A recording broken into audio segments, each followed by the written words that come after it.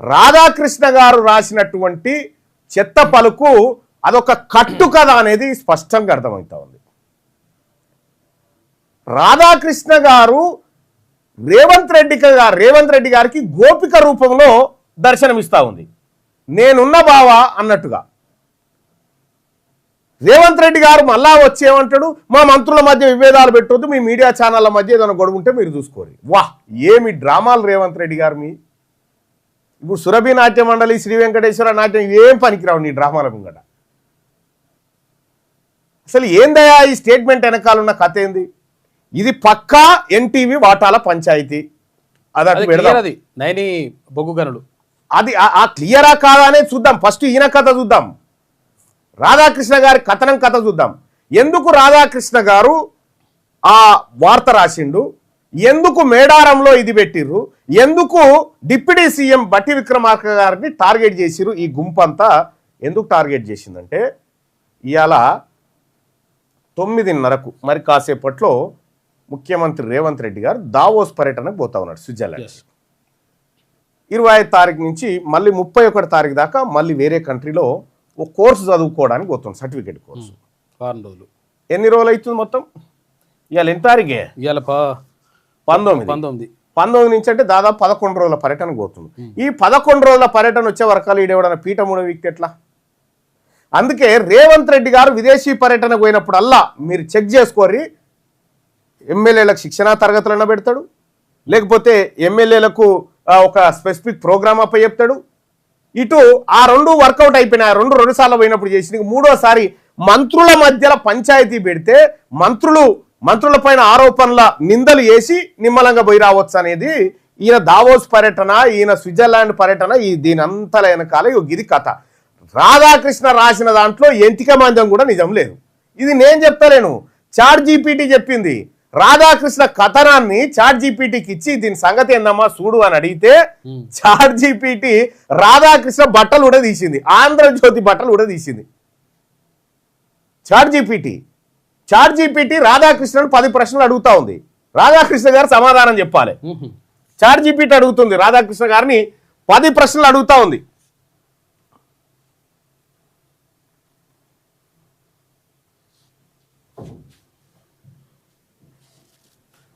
ఇక్కడ రాధాకృష్ణ గారు ఈ కథనం రాసిండు. ఈ కథనాన్ని point by point fact check చేసింది చాట్ జీపీటీ. బొగ్గు కోసం నీచ కథనం, ఇది ప్లాన్ చేసిన ప్రచారం అని సూచన. ఇది ప్లానింగ్ ప్రకారం రాసిండట. ఇది ప్లానింగ్ ప్రకారం రాసిండట. ఏంటంటే ఈ కథనం ఒక ఉద్దేశపూర్వకమైన ప్లాన్ చేసిన రాజకీయ ప్రచారంలో భాగమని రచయిత సూచిస్తున్నారు. ఫ్యాక్ట్ చెక్ ఏంటంటే దీనికి ఆధారం లేదు. ఈయన రాసిన రాతకు ఆధారం, ఎంటిక మందం ఆధారం కూడా లేదు. ఎందుకు? ఎవరు ప్లాన్ చేశారు, ఎప్పుడు ప్లాన్ చేశారు, ఏ డాక్యుమెంటు, లీకు, రికార్డు, ఆధారం, ఈ 3 ప్రశ్నలకు ఏ ఆధారం లేదు. మరి రాధాకృష్ణ గారు, ఆంధ్రజ్యోతి గారు మీరు చెప్పాలి దీనికి. చాట్ జీపీటీ మీ ఇజ్జత్ తీసి పారేసింది. ఇంకా చాలా ప్రశ్నలు ఉన్నాయి. ఇక్కడ not a fact, only opinion అని పెట్టింది. ఇందులో నిజం లేదు అని పెట్టింది. జస్ట్ అభిప్రాయం చెప్పింది. అభిప్రాయం. ఇది ఒకటి పాయింట్ నెంబర్ 1. పాయింట్ నెంబర్ 2 ఏం చెప్తుందో చూడండి. ఈ కథనాన్ని point by point fact check చేస్తే చాట్ జీపీటీ అంటే ఎవరి చుట్టం కాదు. అది అంతే, ఎవరి చుట్టం కాదు. రాధాకృష్ణకు చుట్టం కాదు, నాకు చుట్టం కాదు, ఈయనకు చుట్టం కాదు, ఎవరికి చుట్టం కాదు.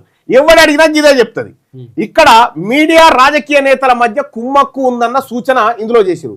మీడియా రాజకీయ నేతల మధ్య కుమ్మక్కు ఉందన్న సూచన ఇందులో చేసిండు ఆయన. ఏంది విషయం అంటే కొన్ని మీడియా సంస్థలు రాజకీయ ప్రయోజనాల కోసం ఇలా రాస్తున్నాయన్న భావన కల్పించిండు. ఫ్యాక్ట్ చెక్ ఏంటంటే సాధారణ వాస్తవం, ఆధారం లేని అన్వయం. ఆధారం లేదు. సాధారణ వాస్తవం అంటే ఈయన రేవంత్ రెడ్డి కోసం పనిచేస్తుంది కదా, అది బయటపడ్డది. వాస్తవం ఏమిటంటే భారతదేశంలో మీడియా రాజకీయ సంబంధాలపై చర్చలు ఉన్నాయి. కొన్ని సందర్భాల్లో మీడియా పక్షపాతం చూపిందని అధ్యయనాలు ఉన్నాయి. కానీ ఈ కథనంలో ఏ మీడియా, ఏ ఎడిటర్, ఏ ఫైనాన్షియల్ లింక్ అనేది లేదు. ఒక్క ఆధారము లేదు. రెండో దానికి కూడా రాధాకృష్ణ రాసిన కొత్త పలుకులో ఒక్క ఆధారం కూడా లేదు. General truth misused for specific allegation. Radhakrishna రాసిన దాంట్లో ఏ ఆధారం లేదు. ఆంధ్రజ్యోతి భాగవతం అంతా బట్టబయలైంది. 3వ పాయింట్ చూద్దాం. ఈ కథనాన్ని point by point fact check చేస్తే పాయింట్ 3, కొన్ని నాయకుల నుండి కథనాలను నడిపిస్తున్నారని భావన. కొంతమంది నాయకులు అంటే బట్టి విక్రమార్క గారు ఎన్టీవీని ఆధారంగా చేసుకొని ఎన్టీవీ ద్వారా ముఖ్యమంత్రి గారి మీద లేకపోతే వెంకటరెడ్డి మీద కుట్ర పన్నుతుండు అనేది ఇంట్లో రాసుకొచ్చింది. క్లెయిమ్ ఏంది, ప్రముఖ రాజకీయ నాయకులు బ్యాక్ డోర్ రాజకీయాలు చేస్తున్నారని ఇంట్లో చేసిండు. వాస్తవం ఏంది అని అంటే ఇది ఊహాగానమే, ఆధారం లేదు, ఊహాగానం. ఎందుకు పేరు చెప్పరు, స్టేట్మెంట్ చూపరు, కాల్ రికార్డులు, మీటింగ్ వివరాలు లేవు. జర్నలిజంలో దీన్ని అలిగేషన్ వితౌట్ అట్రిబ్యూషన్ అంటారు.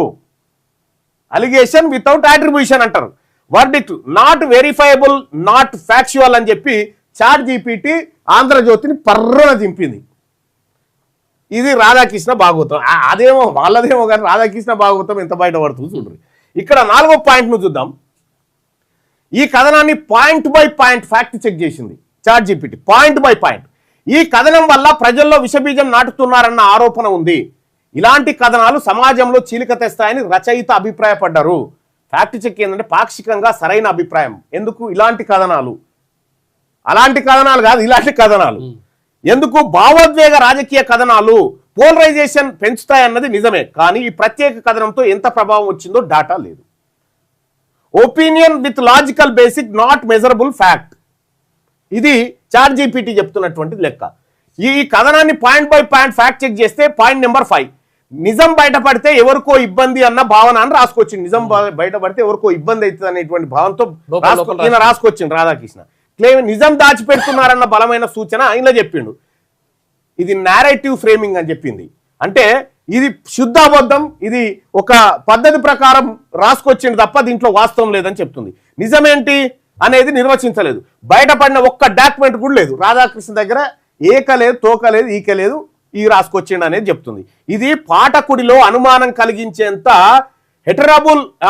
హెటారికల్ టెక్నిక్ అని చెప్పి చెప్తోంది. సైకలాజికల్ ఫ్రేమింగ్ నాట్ ఫ్యాక్ట్ అని చెప్తోంది. రాధాకృష్ణ రాసిన అన్ని పాయింట్లో ఏ ఒక్కటి నిజం లేదనేది చాట్ జీపీటీ బయట పెట్టినటువంటి లెక్క. ఇక 6వ పాయింట్ చూద్దాం. 6వ పాయింట్ అబ్జర్వేషన్స్ ఏమున్నాయంటే అనుకుంటున్నారు, అలా జరుగుతోంది, చూస్తే అర్థమవుతుంది వంటి పదాలు ఎక్కువ, కానీ వాటిని నిజాల్లా ప్రవేశపెట్టడం జరిగింది. చూసిరా, అనుకుంటున్నారు, అలా జరుగుతోంది, చూస్తే అర్థమవుతుంది అనేటువంటి పదాలు వాడిండు. ఈ పదాలు ఎందుకు ఎక్కువ వాడిందంటే ఈయన దగ్గర సమాచారం లేదు కాబట్టి. దమ్ముంటే నేను అనుకుంటున్నాను, ఇది నా అభిప్రాయము, ఇలా జరుగుతుంది, నాకు అర్థమైందని రాయాల్సిందే. ఆయన అట్ట రాయలే, మంది మీదకి నూకేసిండు. అనుకుంటున్నారు, అలా జరుగుతోంది, చూస్తే అర్థమవుతుంది వంటి పదాలు ఎక్కువ, కానీ వాటిని నిజాల్లా ప్రవేశపెట్టడం జరిగింది. నిజాలని నమ్మించే ప్రయత్నం చేసిందట Radhakrishna. Violation of news opinion boundaries. ఇగో ఇది ఆంధ్రజ్యోతి కథ. ఇది న్యూస్ రిపోర్ట్ అయితే, ఇది తప్పు కాలం అయితే, ఇది నా అభిప్రాయం అని స్పష్టంగా చెప్పాలి, కానీ చెప్తలేడు. అసలు ఈ వార్త వెనకాల మొత్తం చాట్ జీపీటీ ఏం చెప్తా ఉందంటే తుది ఫ్యాక్ట్ చెక్ సారాంశం మొత్తం ఈ వార్తలో ఉన్నటువంటిది. అంశం ఫలితం, నిర్దిష్ట వాస్తవాలు దాదాపు లేవు, ఆధారాలతో నిరూపణ లేదు, అభిప్రాయాలు చాలా ఎక్కువ, ఈయన సొంత అభిప్రాయం, ఊహాగానాలు ఎక్కువ, జర్నలిజం ప్రమాణాలు పాటించలేదు. తుది తీర్పు ఏంటంటే ఈ కథనం వాస్తవ కథనం కాదు, ఇది రాజకీయ అభిప్రాయ వ్యాసం ప్లస్ భావోద్వేగ ప్రచారం. ఇందులో చెప్పిన విషయాలను నిజాలుగా నమ్మడానికి ఆధారాలు లేవు. అయిపోయానా రాధాకృష్ణ గారు? ఎన్ని రోజులు అంటే రాస్తే నిజమేమన్నా మీరు. ఇప్పుడు చాట్ జీపీటీ ఆర్టిఫిషియల్ ఇంటెలిజెన్స్ వచ్చినాక మీరు ఏం రాస్తున్నారు, ఏం కథ అని చెప్పి మీ భాగవతం అంతా బయటపెట్టే. ఇది నమ్మాలన్నా వద్దంటే నమ్మకూడదని చెప్పింది చాట్ జీపీటీ చెప్పింది, ఆర్టిఫిషియల్ ఇంటెలిజెన్స్ చెప్తా ఉంది. ఇది ఈయన దావోస్ పర్యటన ఒక 10 రోజులు విదేశీ పర్యటన పోతా ఉండు, ఈ లోపు ఎవడన్నా కుర్చీ గుంజగాలని మంత్రుల మీద అబ్బండాలేసి బయటికి పోయే కార్యక్రమంలో ఈయన పాత్రధారుడు అన్నట్టు. ఈయన సూత్రధారుడు. వాహ్, ఇంకెన్ని రోజులు ఈ డ్రామాలు? ఎవరికి అర్థం కావనుకుంటారో ఏమో ఈ డ్రామాలు. ఇది రాధాకృష్ణ భాగవతం బట్టబయలు చేసింది చాట్ జీపీటీ. ఎవరు అడిగినా ఇదే చెప్తుంది. ఈ కథనం సంగతి ఏందని అడిగితే అది అందులో అప్లోడ్ చేసి కథనం సంగతి ఏంటంటే మొత్తం బట్టలు ఇప్పి పారేసింది. చూసిరా, రేవంత్ రెడ్డి గారికి కమ్మా మీడియా, రేవంత్ రెడ్డి గారికి తెలుగుదేశం మీడియా ఎందుకు ఒత్తాసు పలుకుతా ఉంది? అసలు ఈ తెలంగాణ రాష్ట్రంలో కాంగ్రెస్ పార్టీని ఖతం చేయబోతున్నది రేవంత్ రెడ్డి, ఆంధ్రజ్యోతి వీళ్ళంతా కలిసి ఏదైనా కుట్ర పన్నుతా ఉన్నారా అనే డౌట్ రేకెత్తుతాం.